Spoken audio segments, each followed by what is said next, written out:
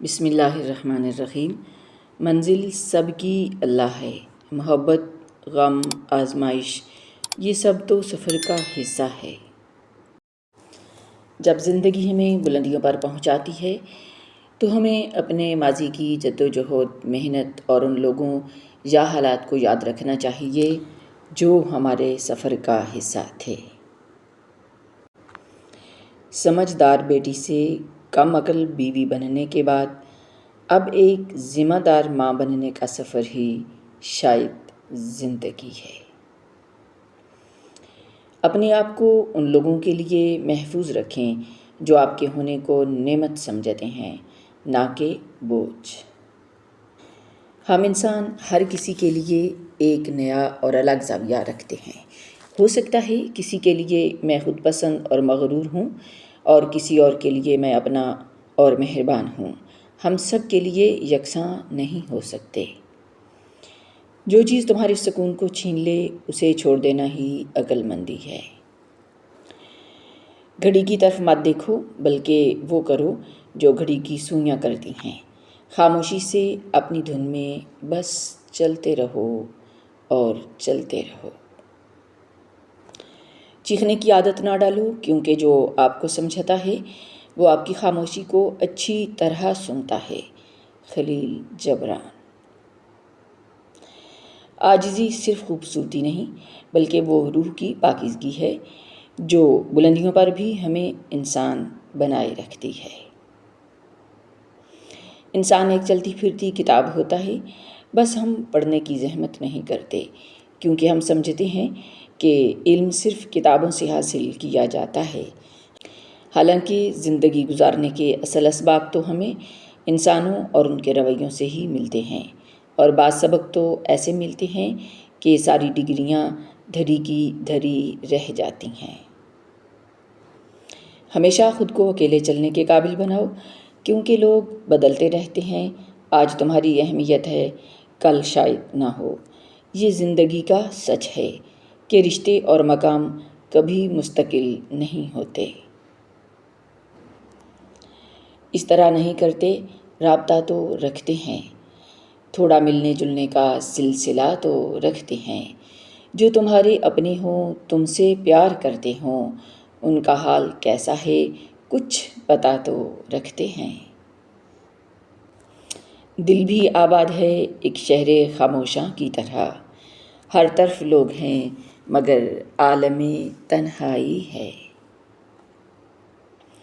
ریاست کے کسی بھی شہری کو اتنا امیر نہیں ہونا چاہیے کہ وہ دوسروں کو خرید لے یا اتنا غریب کہ خود کو بیچ ڈالے۔ جب دکھ شدت اختیار کر جائے تو بولنے کی غلطی مت کرنا۔ یہ تو صبر کے لمحات ہوتے ہیں، وہ لمحے جب اللہ آپ کے ساتھ ہو جاتا ہے، اور جب وہ ساتھ ہو جاتا ہے تو انسان فرش سے عرش پر پہنچا دیا جاتا ہے۔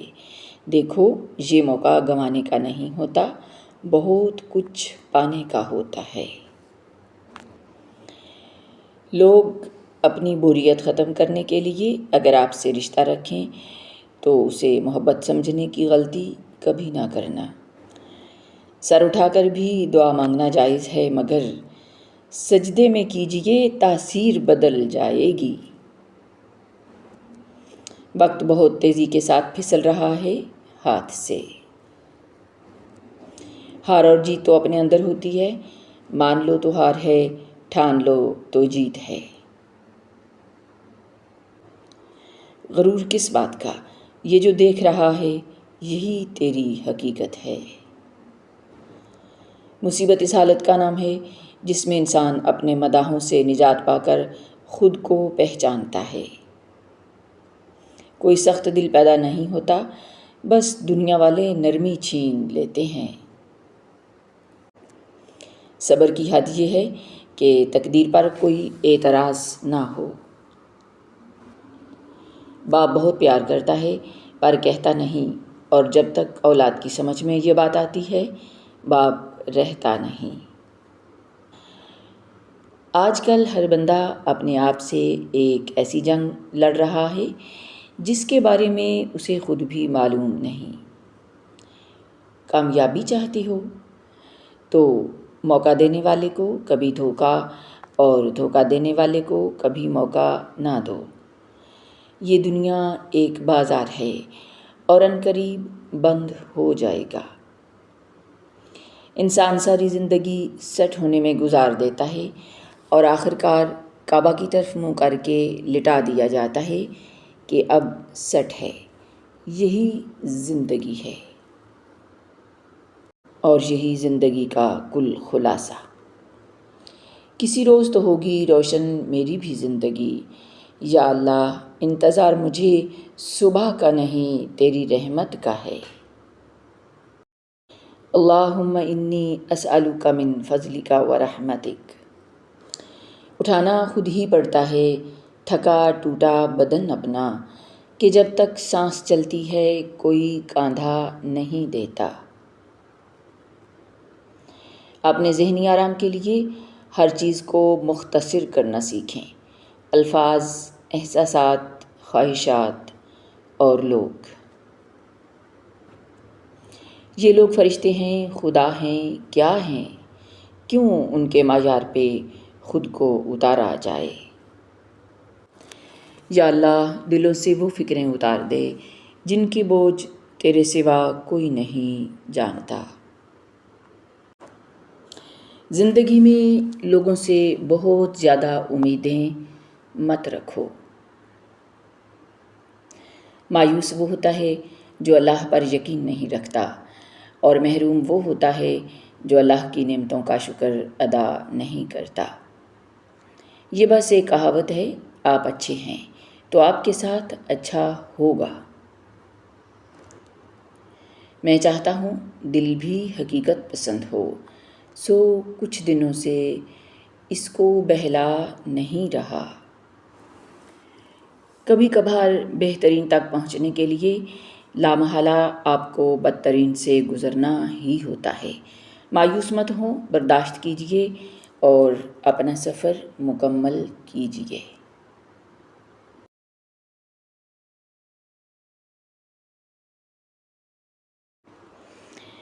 آج جو تمہارے قریب ہیں وہ کل دور بھی ہو سکتے ہیں۔